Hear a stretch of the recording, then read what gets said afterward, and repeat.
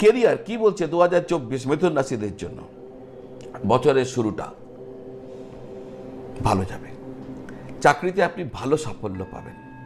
আপনার কাজ আপনি দ্রুত শেষ করতে পারবেন, যার কারণে আপনাকে অন্যদের সাথে তুলনা করা হবে। বলবে দেখুন, অন্য লোকেদের সাথে আপনার যারা বস তারা বলবেন ইনি এত তাড়াতাড়ি কাজ করেন, আপনি কেন পারেন না, এটা অন্য লোককে বলবেন।